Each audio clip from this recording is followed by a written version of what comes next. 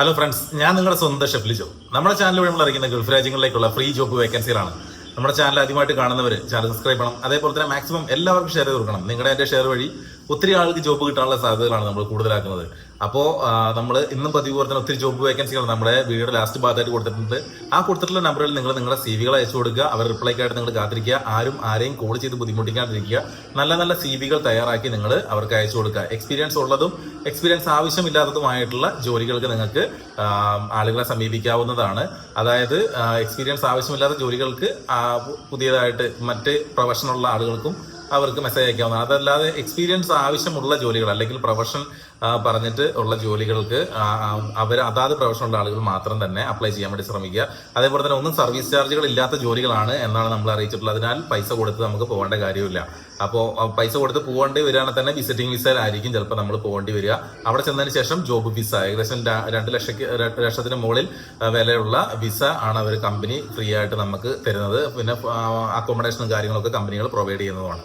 അപ്പൊ ഇത്രയൊക്കെയാണ് നമ്മൾ എല്ലാ ദിവസവും ഇടുന്ന വീഡിയോന്റെ അതായത് ജോബ് വേക്കൻസികളിൽ കമ്പനികൾ പ്രൊവൈഡ് ചെയ്യുന്നത്. ഇതിനകത്ത് ഏജന്റുമാരില്ല, അതാണ് ഏറ്റവും വലിയ പ്രധാനപ്പെട്ട ആയിട്ടുള്ള കാര്യം. അതേപോലെ തന്നെ എന്റെ ട്രീറ്റ്മെന്റ് എനിക്ക് ഒരുപാട് കുറവെന്ന് പറയുമ്പോൾ എനിക്കിങ്ങനെ ഇരുന്ന് സംസാരിക്കാൻ പോലും പറ്റാത്ത സിറ്റുവേഷൻ ആയിരുന്നു.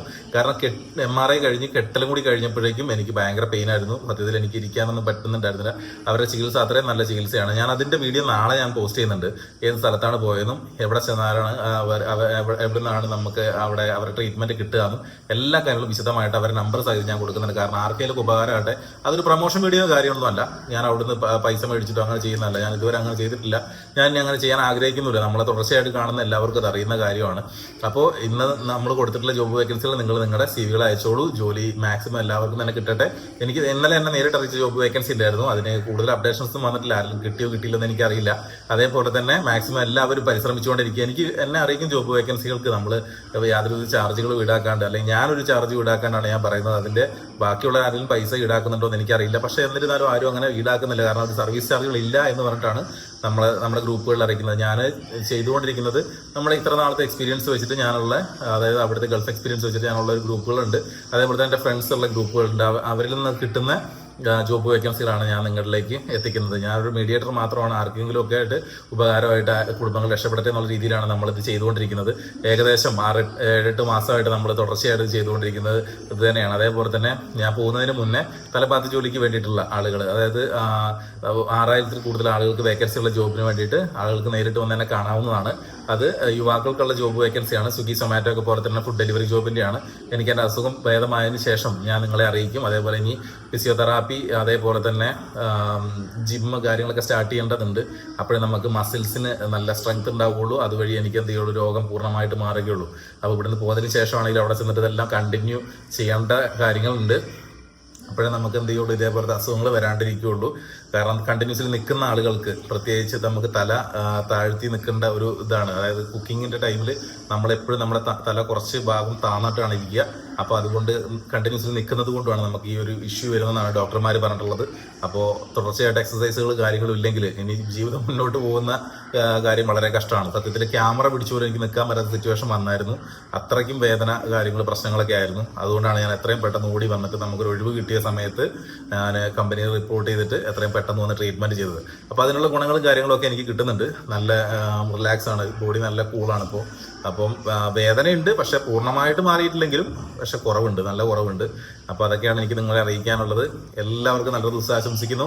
എല്ലാവർക്കും നല്ലത് വരട്ടെ. നമുക്ക് വീണ്ടും ഇതേപോലെ ജോബ് വേക്കൻസികളും മറ്റു വിശേഷങ്ങളൊക്കെ ആയിട്ട് നമുക്ക് വീണ്ടും നാളെ കാണാം. ഒരു പ്രധാനപ്പെട്ട കാര്യം കൂടി പറയുന്നുണ്ട്.